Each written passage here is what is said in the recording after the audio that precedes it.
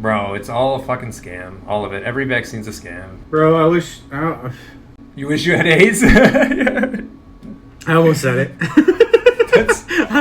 I know what you were trying to say.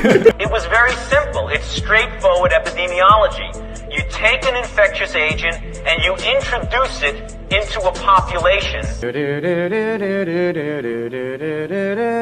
Dr. Fauci, give us vaccines. Help all the people who have been quarantined. We'll wear our masks and we'll have to stay distant. We'll wash our hands and we'll be more resistant. Fauci, yes? Promise us, please. We'll have a cure that can fight off this disease. Restrictions will lift with some ease. Dr. Fauci, don't forget me. Yeah.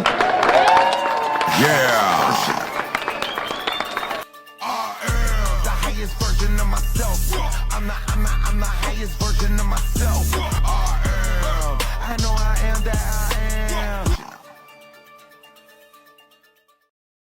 am. Hey, welcome to the episode of God's Speed Podcast. What up, D? What is this? The God's I'm on the wrong fucking set. Oh, Godspeed, yeah, Godspeed. What up, bro? What are the shows Yeah, you be doing? no, I'm supposed to. I mean, you know, I got a couple. Don't listen to Dan. Dan eats everything. You know. When was the last time you've done an episode? Dude, I send them to you all the time. You don't ever. You're my fucking producer, and you don't even fucking produce. What are you editing and producing, bro? I'm gonna. Hey, if you want to be a part of this team, put it in the comments. Like, share, subscribe, but put it in the comments if you want to produce Dan. Don't listen to Dan or Dan eats everything, because this guy, he's got his own shows. He's doing his own thing. He doesn't want to fucking be a part of this anymore. That's fine. Oh, okay. That's just new to me, but all right. Oh, I'm thinking of someone else. Yeah, probably. I apologize. Okay. So, let's just get into this episode. Real quick. Yeah. Please, we're trying to grow the pod. Please like, share, subscribe, all the shit. Put it in the comments, whatever the case, Yeah. whatever you kids are doing on YouTube these days. Yeah, like, what do you want us to talk? Is there any conspiracies you want us to talk about? Throw us your email address. We can send you stuff. Also, I don't mind sending people stuff. We put out an episode every single week. Consistency is key. Yep. That's what they tell me. They tell me consistency is key, Dan. Dan, you got to be consistent. Consistency is key. We've been fucking consistent, Joel. We're back consistent. I know. Please like, share, subscribe. It'll happen. It'll happen. All right. Okay. It's I mean, if you look at episode 1 to episode now, quality is through the roof. Yeah. Probably the greatest uptick in quality in a podcast you've ever seen. Yeah. I mean, this is movie quality. Look at this set, bro. I got lights. I got uplightage. I got fucking sound quality. I got like the top of the. I just had an epiphany. Maybe it's me. They don't like me, Joe. Nah. Oh no, it's you. It's you? No, it's me, Bro. I don't know, man. I get people that I get hate and then I get love, so I don't know. Yeah, well, at least you get love. Bro, life isn't serious enough to care what anybody thinks, to be honest. That's true. I'll give you the info. If you like it, take it. If you don't Want to know what's real crazy, though? Want to know something real crazy? We don't, I don't call you. We don't we'll send shit in the group chat once in a while, but this is our chill time. And if we were in the same room with no cameras, this would be our conversation anyways. Yeah. So it's like, you know what I mean? Yeah. It's good to hang out with you, bro. Nice hanging out with you, too. Honestly, that's why the podcast is still going. Thanks for joining us, guys. Yeah. Fuck. This journey. All right, what do you got today? AIDS. Let's make it real gay. Oh. Gay? Yeah, we're going to make it real gay. Fucking Fauci. Oh, we're going into him. So, I wish somebody would put some AIDS into him. Here's the video. Sought out the world's leading HIV/AIDS authorities, among whom were the discoverers of HIV, the key White House advisor on AIDS issues, and the executive director of UN AIDS Global Response to the That guy looks epidemic. familiar. Meeting with these distinguished experts, I candidly asked, what is the difference between HIV and AIDS? The difference between HIV and AIDS is a really critical concept, and unfortunately it's one that seems to escape a lot of people, or just they don't remember it after hearing it.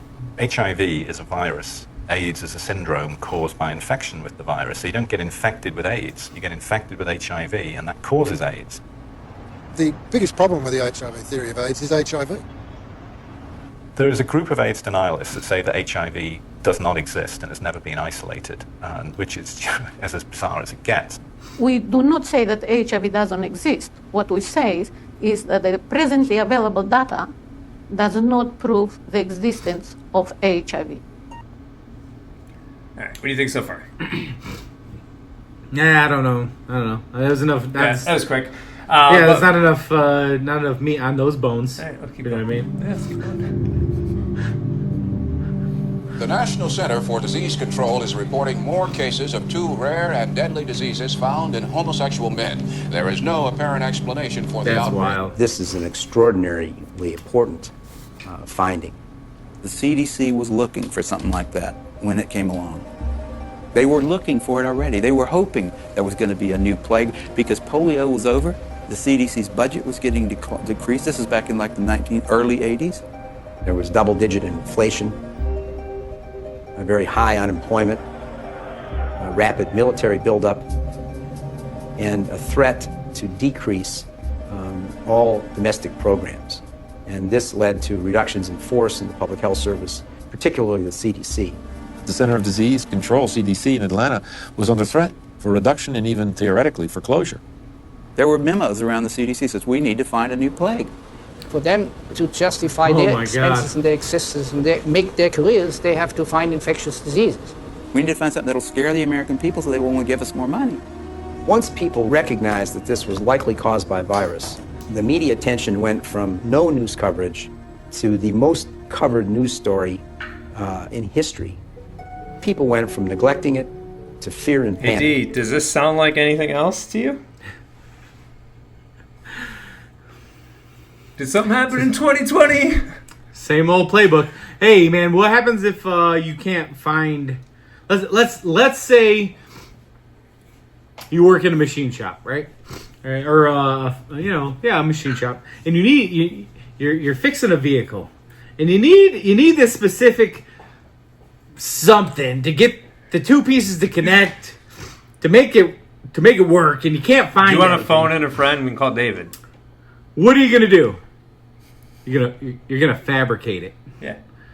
You're gonna create it. Yeah. Is that what they did?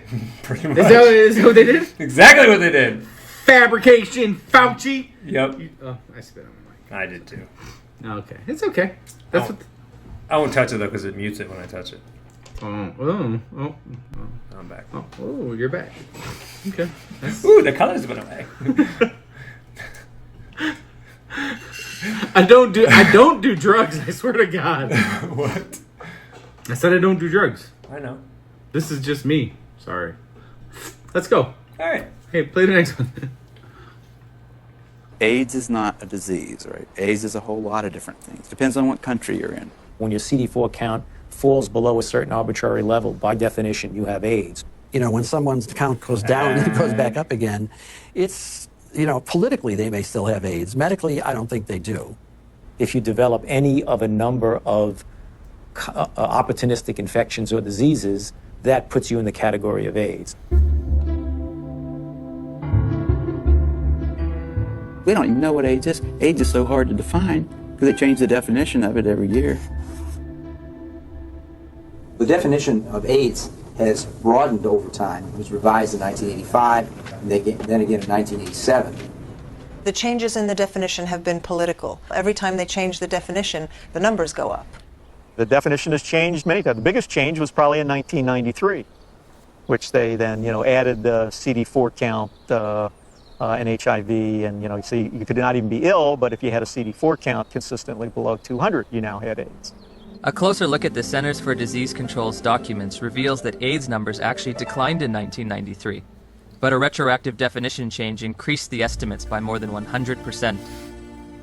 The more diseases they could lump into this AIDS syndrome, S stands for syndrome. What were they doing with Schmovid? Oh, changing the numbers. Yup. as high as they could fucking get them. Dude, it's the same exact fucking playbook, bro. Yeah, the flu went away completely, and yeah, man, they've been doing this. That's why when people are like, "Yeah, I don't trust the COVID vaccine, but other vaccines, why not?" Yo, every vaccine, you're injecting foreign fucking chemicals into your body that you don't need. The human body is a fucking magnificent. It's the most magnificent thing on this plane is the human body and its functions and its abilities. And what do? We inject foreign substances in it to keep us sick and fucking just diseased. Like we're diseasing ourselves because of every a kid has like a 72 vaccine fucking schedule within the first 24 months of life. Yeah, that's crazy. Why are you putting so much shit into your baby's body? Never. I'll never get another dog that has been vaccinated. Gunnar was vaccinated at 5 weeks old, and he has constant fucking ear infections. I think it's the fucking vaccines. Okay. All right. Here's the thing. Where we differ on vaccines like wholeheartedly. I believe some are necessary. Which ones?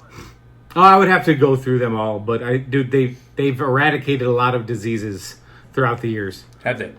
Or have they just put a new name on the new diseases and like they did with they've done with the COVID and the flu? I don't see too many people with those leg braces anymore. Like, didn't they get rid of polio? I was actually baiting you into talking about polio because we're going to talk about polio too. Perfect. All right, let's get it cracking then, son of a bitch. The more diseases they could lump into this AIDS syndrome, S stands for syndrome, the better the chances are they get patients under that umbrella. The more patients they could catch. I don't trust that guy. He speaks as time goes with a German along, accent. definitions get used for a variety of issues, and some of those are not based solely on scientific decisions, but politics and capitalism and reimbursement comes into play. For example, a person with hepatitis C, even say here in San Francisco, if you've got hepatitis C and only hepatitis C, you're shit out of luck. Having an AIDS diagnosis, I get a free apartment. The city of San Diego pays my apartment. I can have the state of California pay for many medications related to HIV. I get Social Security benefits. I can get discounts on my supplements at the local health food store. I also get food stamps and in-home supportive cleaning services. So I was basically a healthy person walking around, and I had all these wonderful little perks, You get all these benefits, that we fought for and got. But the end result has been a sort of an imbalance. We succeeded, and I'm glad we did, but it is a little unfair. Politics, insurance, capitalism, benefits, you can be sick or healthy. I never would have thought that AIDS was so convoluted.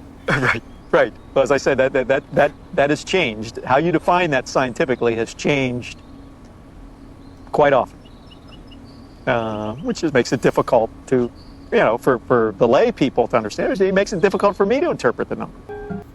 So you can get a whole bunch of benefits, government benefits, relying on the government doing grants and shit like that to get money from the American taxpayers to give them to fucking AIDS victims. Bro, it's all a fucking scam. All of it. Every vaccine's a scam. All of it. Bro, You wish you had AIDS? I almost said it. I know what you were trying to say. But it's true, bro. It's like, what are we fucking doing here? Oh my god. Yeah. It's crazy. Crazy talk. Dude. Now let's go into Africa. With the vaccines in Africa. Let's not. Yeah, here we go. The first AIDS meeting on the continent of Africa was in 1985 in Bangui. We were there with a few people who had experience on AIDS in Africa. And one of our problems was, how can you diagnose AIDS in Africa in the absence of very sophisticated laboratory support? Even though by 1985 there was a HIV test, most of Africa didn't have access to it. So one of the things that we did in that meeting was to sit down and hash out the so-called Bangui criteria for the diagnosis of AIDS in Africa. The idea was, what would be a simple way for a clinician to look at a patient and say that this patient likely has AIDS? We say somebody who has a combination of certain signs and symptoms like major weight loss. And if you have a combination of that, you can say this is probably somebody with AIDS. They wanted a clinical case definition where they could decide that someone had AIDS just by looking at weight loss and persistent fever and so on. It gave something to clinicians in Africa to diagnose AIDS. And that helped in the overall effort to count cases, because we needed to know what was the impact of the epidemic. They could discover AIDS all over Africa at that point. They could say that we are all at risk, but they could say it's spreading around the world. They could say it affects women as much as men, because almost anyone in an African hospital could be diagnosed with AIDS without having to do the HIV test at all. So they literally were diagnosing AIDS in Africa by, oh, you lost some weight. Oh, you have a fucking cold. Oh, anything that's wrong with you at all. If you're in the hospital, you have AIDS. Without actually testing them. Yep. And then they could tell the rest of the world, look at this.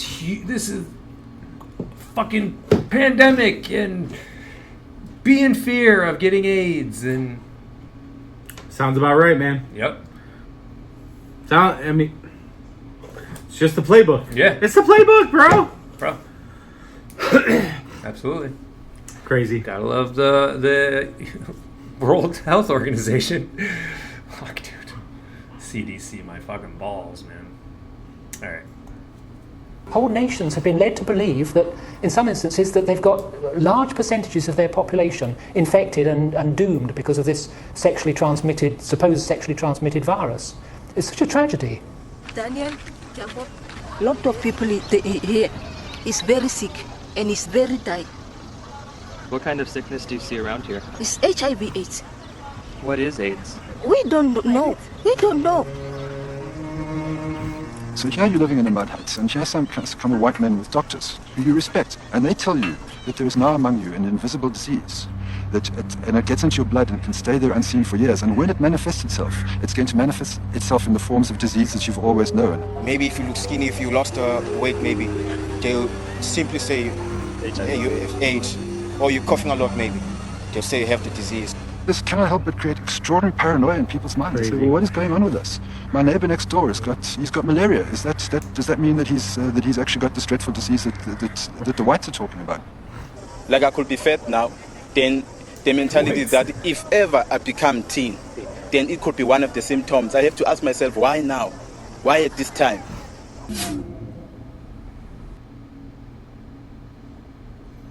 Why now?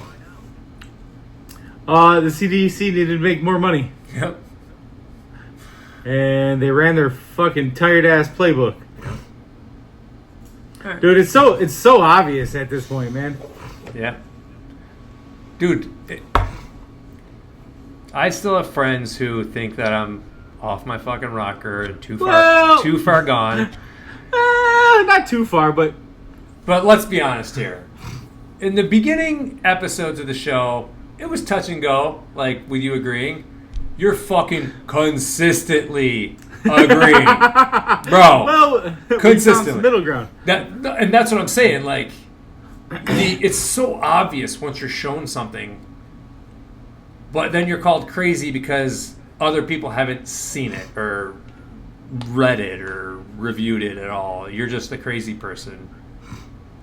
Like, you can't call me crazy if I'm giving you evidence of, in every episode, or maybe not evidence, reasons I believe what I believe. If you're not going to watch my show, you can't call me crazy. Right. Well, they can. They can do whatever they want. Absolutely. You can't call me crazy and actually have any evidence to the fact that I am. Well, they can't argue against your point because they don't know your point. They didn't do the research themselves. And that's the problem. Most people are NPCs. Yeah. Non-playable characters. They're the people in the game that you fucking... If you're playing Grand Theft Auto, they're the people you throw out of the fucking car and take the car. It's crazy that most people go through life just like do. You know, me for like 30 plus years. They're just I feel like you were still focused, but you were focused on like movies and shit. Yeah. Like nobody really fucking stops and takes a look around and see what. I don't think if they do, like, why aren't they fucking also like? Yeah. You know, how are people just like? I mean, I know this saying ignorance is bliss, but Jesus Christ, man. We just recently got proof that our episode about chemtrails and weather modification and them spraying the sky with shit just fucking got proven on the news. Like, it's just listen to what I'm saying and then do your own research on it. Like, and you'll be a much happier person. People think all the shit that I believe makes me so I'm unhappy and I think that the world is an apocalypse, we're all gonna die. No, because I think we're coming out of it. I do these episodes because I want to make people aware of shit. I hate talking about negative stuff. A lot of the stuff I share on Instagram and stuff we talk about is negative, but I want people to open their brains and get out of the matrix. So that's why a lot of the shit is negative, because I want you guys to wake up. You know, I don't share that McDonald's served human meat because I think it's a fun thing to talk about. I want you guys to stop fucking eating McDonald's. Why do you think I do the episodes? I don't know. Why? Oh, I don't know. I was asking you why you thought. What's your thoughts on I think you do them because we chill, and a lot of times we laugh a lot, and it's fun to do. Are you watching Are you doing the episodes because you want to learn? Are you saying I'm teaching you? Like, no, I do the episodes because I like to talk that shit, boy.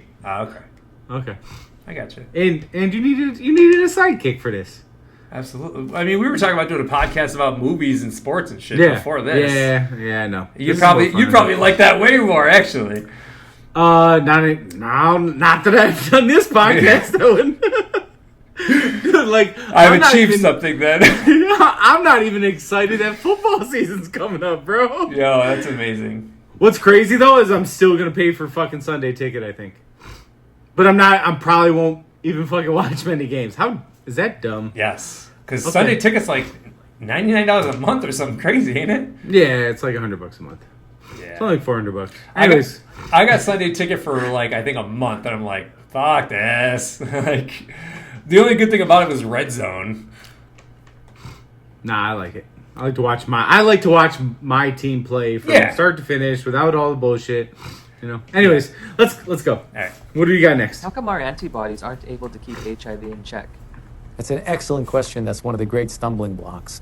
They can't prove that HIV is the cause of AIDS, okay? They cannot prove that HIV is the cause of the collapse of the immune system, no matter how many scientific journals says it is. When you go to the basic research, it doesn't prove it.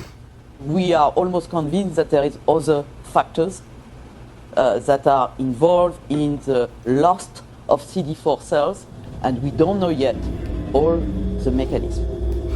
How HIV depletes the T cells so an individual advances to AIDS is probably due to multifactorial elements. One is it will kill the cell eventually that it infects. HIV does not necessarily kill the cells that it infects. Some T cells are directly killed by HIV, and other T cells keep the virus in check. It's a silent state within the cell. And I think in many cases, these cells can return to a normal function. Did he contradict himself at all? No, just twice. Within minutes. Bro, these people don't know what they're talking about. They're paid actors to be scientists for the CDC and for the government, and they're not real fucking scientists. They don't know what the fuck they're talking about. If anybody thinks Dr. Fauci is a doctor, I'm sorry, you need to get your head examined. The motherfucker wants you to die. Doctors aren't supposed to want you to die. Dr. Fauci ain't a fucking doctor. He might know big words and know the anatomy. That motherfucker's not a doctor. What killed me about Fauci was during COVID when they release the data on him fucking doing testing on dogs and shit. Yeah. Like literally murdering puppies. So you can go fuck yourself, Fauci. Bro, he's probably killed more people. Than who? Say. Oh, he's definitely killed more people than Hitler, because Hitler didn't kill I him. knew you were going there. Hitler didn't kill him. Hitler, I don't even know if Hitler killed anybody. I know the Allied forces dropped bombs. I know you don't agree with this. We don't have to go into it. We'll change that. Okay. All right, here we go. Let's play it. I don't subscribe to that. Can that cell return to a normal state? I don't think so. In 1992, when I was told by my doctor that I was HIV positive, that was only a verbal admission to me. She didn't give me the written paper that came from the lab that tested my blood. I found out that it says this indicates possible infection by virus. There can be mistakes from the antibody test, and there are conditions that can cause the test to be inaccurate. Now that I've got the package insert for that test kit, it says positive results using any specimen type should be followed with additional testing. But this is the test that they use to confirm with. This has a margin of error done properly that's extremely low. In other words, it's one of medicine's better tests. I don't think the Western blot is a useful diagnostic test. I don't think it's worth doing. Did he give a reason? You know, anybody can say anything. I think it's stupid to drive a car. But come on, you got to give a reason. It's a useful prognostic test. Once you know that someone is infected, then you can follow their antibody response as well with Western blots. I'd say he's absolutely wrong. It has a complete usefulness. You don't need a Western blot. And it's become a dogma in HIV research that you need one ELISA followed by a Western. You don't. You need two different kinds of ELISAs made in two different formats. Would you ever want to confirm somebody is positive using just ELISAs? No, never. It's not, it's against the rules, it's against the recommendations. It's a turbulent sea of argument about how can we use this test? When can we use this test? Why does this test have no standard? So, you know, COVID, that the PCR tests, the actual person who invented them was actually on an interview saying these tests don't tell you if you have COVID. They're fucking useless for that. I don't know why it's such a huge thing. It's the same shit with AIDS, man. They fucking clown on us and force us to do bullshit. Like, I never got one COVID test because literally on the package it tells you the ingredients, and once you get the Q-tip wet, it activates whatever fucking nonsense is in the ingredients. So you're shoving chemicals up into your fucking brain to do a fucking test that doesn't tell you anything. It was another way to infect people. Like, anybody who thinks that they're not trying to fucking kill us and make us sick and fucking just dependent has lost their mind. Not lost their mind. They never had a mind, I don't think. Like, because from birth, our mind is captured and stolen from us. We immediately learn about planets, dinosaurs, fucking immediately get vaccines, immediately are shoved horrible shit in baby food. Like, baby formula don't give your babies baby formula. Your baby should be sucking on some tits. Sorry, but that's how the fucking world needs to go, man, because it's way out there. And if you don't have a baby, I can be babies. Hey, here's the next video. I looked at what Luc Montagnier had said, and I read Bobby Kennedy's book on Fauci, was that actually the argument against HIV being causal was a lot higher quality than I had understood. Right? That it being a real virus, a fellow traveler of a disease that was chemically triggered, that is at least a highly plausible hypothesis. And with Anthony Fauci playing his role, that was inconvenient for what he was trying to accomplish. It's also ignoring a very important factor in AIDS, which is party drugs. That is the competing hypothesis. And for those who think that this is a preposterous allegation, you should look at this evidence. The evidence is surprisingly compelling. And, you know, if your mind resists that, realize that Luc Montagnier, who got a Nobel Prize for the discovery of HIV, later in life became convinced that the thing for which he got the Nobel Prize was not nearly as important as he had imagined. He believed that HIV was not the causal element. So with AZT, with AIDS, it was killing people. So now you have people dying from AIDS, and you have this medication which Fauci in the 1980s was famously quoted as saying is the only reason why we use only one medication is because the only medication that's been proven to be both safe and effective. Right. Where have you heard that before? Right. COVID was a rerun of the AIDS chapter with AZT. But the AIDS chapter seems even more terrifying, because if the initial treatment was AZT, and we know AZT kills people, you're taking someone who has a compromised immune system, and your response to that was give them something that's going to kill them quicker, and then say there's a giant crisis. Right. And this is what Duesberg was demonized for. Yeah. Remdesivir. I agree. With And COVID. That's what they used on COVID, remdesivir, and that was killing people. Putting them on ventilators and giving them remdesivir, that was killing people, not COVID. Same playbook, same scumbags. Yeah. All right, let's keep going. This is everybody's favorite doctor. Starting to see, as we're seeing virtually as the months go by, other groups that can be involved, and seeing it in children is really quite disturbing. When you say other close contact, give me some examples. Well, for example, if the close contact of a child is a household contact, perhaps there will be a certain number of cases of individual who are just living with and in close contact with someone with AIDS or at risk of AIDS, who does not necessarily have to have intimate sexual contact or share a needle, but just the ordinary close contact that one sees. So Fauci is scaring the fuck out of everybody, telling them that they can get AIDS if they're around somebody that has AIDS. You don't have to do anything sexual. You don't have to share a needle. You could get AIDS just because you're a kid in the house with your parent who has AIDS. That's what he was fucking spouting off in the early 80s. Sounds like a Fauci move. Yeah. This is had you showed me this a month before COVID went crazy, I'd have been like, you know, the fucking yes, dude. Yes. You know what I'm talking about? Yeah. Put that shit in. Yeah. With the whatever Leo Carrie's like, hey, that shit. Yeah. That's what I would have done. Where he's pointing at the screen. Yeah. Yeah. Yeah. That's from exactly what I would've done. yeah, Once Upon a Time in Hollywood. That's what that's from. Good movie, by the way. The ending was good. The rest of the movie, my god, that fucking thing dragged. But anyways, I would have done that. Yeah. Like, this is the fucking. And now that I've seen both these, I've seen the movie and the sequel. Now you're getting the prequel? with no plot twists Yeah. or no changes to the fucking. It's like, bruh. Yeah. Bruh. Oh, Bruh. yeah, Bruh. Bruh. Okay. Bruh. All right, here's more Fauci. Now let's go to the lecture and join Dr. Anthony Fauci as he talks about AIDS.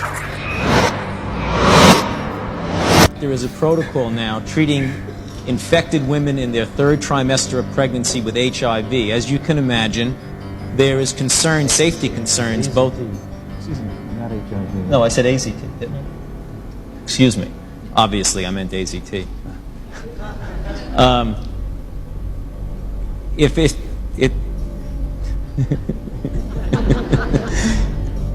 the safety concerns, both from the teratogenic want to get effect as well as involved from in the this. effect on the mother are obvious. We're willing to take risks even. We have people who come to us and say we've reached a certain point and now we need to go to the next step of building a new plant or investing another $100 million or so, but we're willing to take that risk, but we're not willing to take a risk of being successful in what we do and then finding out that no one wants to buy the product. So can you give us an assurance on the current law, given the vicissitudes of the appropriation? Did you hear what he just said? Yeah. He's a piece of shit. Dude. He's a piece of shit, dude. Yeah. Fucking hate this guy. Bro. He was shit. Here's another thing with the Trump stuff. Like, this dude was shot to the forefront of COVID during Trump's administration. He was exposing him. Like, 100% exposing him. And people don't pick up on little things like that. Like, I never heard of Anthony Fauci until 2020. Like, right. He's not supposed to be the figurehead of it. Like, they exposed him. It was on purpose. And yeah.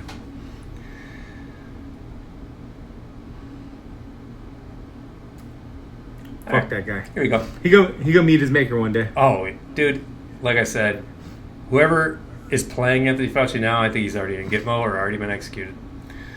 I truly believe that. But Who knows? Here he is. There's every reason to get to the bottom of this, and I agree with you. If Anthony Fauci is actually innocent, great, let's figure that out. But he's not. He sure doesn't look that way. innocent. I mean, look what he did in AIDS. Right. You know, I mean, he withheld Bactrim. He just wouldn't say, yeah, use it. Again, same thing. He wanted a vaccine. So don't allow a treatment that they knew worked. Yep. So I don't know how many AIDS patients died when there was something that actually worked. And this was one of the mind-blowing things about Bobby Kennedy's, not his most recent book, The Wuhan Cover-Up, but the one before, The Real Anthony Fauci, is the discovery of the fact that actually COVID was a rerun. Many of us were learning this in real time, but the fact is he'd been through it once, and it's shocking, the parallels. And he escaped accountability for it, too. I mean, there was at one point the AIDS committee was outraged at the guy, and I don't know how he repaired that damage. Yeah. My guess is through grants, right? Right. I got billions of dollars now. I'll repair that damage by doling out grant money. Yeah, he's a master of gaming the system. So, is this episode making you trust Dr. Fauci anymore? Oh yeah, big time. Love this guy. Gonna invite him over for dinner. Yep. Yeah. All right, we'll keep going. All right. Yeah. Today, Dr. Fry and I have been discussing his new book, The Great AIDS Hoax. Great AIDS Hoax. Is that about right? That is correct. This was introduced. The Centers for Disease Control appeared to be baffled, yet they seemed to know enough to call it AIDS in advance. It was a catchy acronym. But I went to a Merck manual. This is the Physician's Bible. It's published by the Merck Sharp Dome Company. Yes, I have one. And I went to the Dorland's Medical Dictionaries and Tabor's dictionaries. And I started looking up these terms, and lo and behold, the symptoms of the disease called AIDS has been in the Merck manual since 1952. And it had very definite listings of what the causes are. And among those causes are blood transfusions, immunosuppressant drugs, antibiotics, cytotoxic drugs, alcohol, radiation therapy, anti-metabolite therapy, and phagocytotic disorders, and chemotaxis, and hypercatabolism, nephrotic syndrome, protein-losing enterotherapy. In other words, there was any number of things that would cause the destruction of the white blood cell complement, which constitutes what's called AIDS. And what the Centers for Disease Control did was to take old diseases and gradually include them under the AIDS banner. Now, it was significant that the people who were dying of this were mostly gays. That is no longer true. But at the beginning it was, because the people who died were those who were suffering the symptoms of what was called AIDS. Actually, they were immunodeficiency diseases, which have been around for ages. They were suffering it, and they were going to the hospital, and believe it or not, they were treating them with chemotherapy, which is listed as one of the immunosuppressant drugs. I mean, the whole round of it was immunosuppressant. And of course, it's no surprise that they died. But the gay rights movement was pretty strong. They communicate with each other. And they begin to realize that their poppers, uppers, and downers and their drug habits were causing this, as well as heroin and other intravenous drugs. And they warned their members, and that is the homosexuals whom they served. And the homosexuals started getting off these drugs. Moreover, they found out that there's alternative ways of therapies that weren't deadly. And it was like a death sentence if you went to the hospital and went through chemotherapy, which further immunosuppressed your white blood cell complement. So they stopped going. And in 1987, for the first time when deaths from AIDS is supposed to be going up, the homosexual population death from AIDS dropped by over 1,500. And in 1988, it dropped another 1,000. So the people dying from AIDS that are homosexuals has gone way down, simply because if they do get the symptoms that are called AIDS, that is immunosuppressed conditions, they, at least most of them, are wise enough not to go to a hospital anymore. Because going to a hospital and getting the standard treatment is a death sentence. Because they give you massive immunotherapy. And of course, what's this great AIDS hoax all about? If you know the history of the Centers for Disease Control and its propensity for launching these phony disease scares, taking other diseases that's already existed. For instance, polio was, before the onset of polio, was called infantile paralysis. Right. It was called viral meningitis, aseptic meningitis, and it was Cox-Hatch's disease, and a lot of other them thrown together, and they were included under the polio banner. In 1955, on May the 12th, there was introduced the Salk vaccine. What most people don't know, that was simultaneous with the introduction of the vaccine, the Centers for Disease Control introduced new guidelines for physician diagnosis of polio. Henceforth, the symptoms of polio were only paralysis, and it had to be in evidence 60 days before they could call it polio.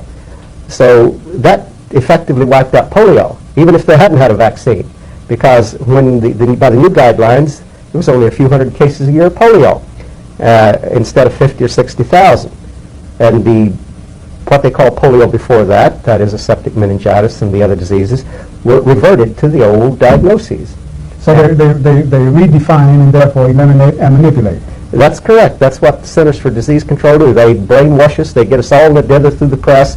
They create a real hysteria and a panic, and everybody is afraid their children are going to get paralysis and everything. And when the polio vaccines came out, they rushed to get their children vaccinated and protected. We'll do a full episode on polio. That was just a small part, but yeah. What I can say, right, is at the very least, this last fucking bullshit has opened up a lot of people's eyes to, one, trusting the government, trusting medical advice from people like that. Yeah. And I mean, I'll never fucking... I mean, I didn't fall for it in the first place. Thank God. Knock on wood. Yeah. But at the same time, right, they're creating a boy who cried wolf situation. Like, God forbid there actually be some sort of serious plague or, something that they can't control. A lot of people are going to die because they don't believe that the government has their best interest at heart. So that's my take on it. We all know, like, I lost one of my best friends during COVID. So this shit fucking really irritates me when I see them playing the same ass bullshit over and over again and killing people off. So anyways, that being said, I got that pure blood, so if you want to buy some sperm, holla at your boy. No. Anytime I was on a dating site after 2020, I literally put in there pure blood. Pure blood. Pure blood over here. You want to actually have a baby that doesn't come out, iffy?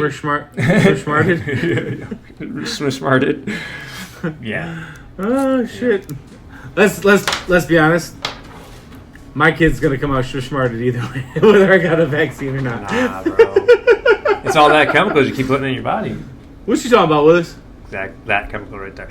All right, that's all I got, buddy. It was great hanging out with you today. You made me knock on wood and my dog went nuts. We heard that. Yeah. Well, hopefully the audience didn't. I mean, you can mute it but I heard it. Yeah. Buds. Tell him I said hi. I will. Everybody pick up Gunner's new shit's a calendar. scam. It's a scam. Okay, so apparently Gunner was accepted into a calendar, and I text my mom, hey, Gunner's in a calendar, and I texted the link, and she's like, oh my god, Charlie's in a calendar too, and she texts me her link, and I clicked on her link. It's supposed to be the same calendar, the cutest dogs of 2025 and 2026, but Gunner's not on her calendar. So what I think is happening, anybody that has submitted a picture to these people, I think they wait a month and then they send you a calendar just so they can print his picture on a fucking calendar and make everybody buy it, thinking that their dog is getting sold 100%. To everybody else. Yeah, dude. I don't know if that's a scam though. That's a good business model. That's a scam because you got people thinking that other people are buying their dogs in calendars and they're not.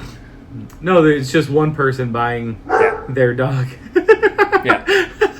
It's a dog. That's an elaborate fucking scam. It's fucked up, dude. But yeah, so I'm like, this is a scam because Charlie should be January on my calendar and Gunner should be fucking June on yours. This is a scam. So it's a scam. Yeah, it's a scam. Okay, well. Like, I almost bought it, which is crazy. Dude, so did I. And then I texted off first, and I'm glad I did. I missed a calendar, and he'd be on the calendar, but it's, you know, it's a smart scam, to be honest. Here's the thing: you could make your own calendar and have him as every month. Exactly, and that's probably better. So, I should do that. That's way. I'm gonna do that. You're welcome. I'm an idea guy. All of a sudden, an idea guy. You are an idea guy. All right, that's real fun. Okay, well, on that note, I got a meatloaf in the oven. I'm letting my meatloaf, and I got to get it out. So, I love you. It's been this has been a wild ride. Godspeed. Godspeed. You've reached the offices of the Godspeed podcast. We are currently closed. Please leave your information and someone will return your call within 24 business days. Thank you. Leaked emails just revealed who actually signed off on Anthony Fauci's pardon, and spoiler alert, it wasn't Sleepy Joe Biden. It was White House aide Jeff Zients who gave the green light to use Biden's auto pen. That's right, a machine signed the pardon that saved Fauci from prosecution. Now here's the timeline of this shit show. January 19th, Biden meets with his team until 10 p.m., probably over warm milk, cookies, and a bedtime pardon story. At 10:03 p.m., aides sent around a list of pardons, and by 10:28 it's finalized. Then 3 minutes later, Jeff Zients, the White House aide, hits reply all like he's approving a PTO request. He said, "I approve the auto pen." So the guy who brought you experimental shot mandates is off the hook thanks to a robot signature and a late night email chain. Now James Comer wants Zients to explain this circus under oath. If Biden didn't personally sign it, is Fauci's pardon just a worthless piece of paper?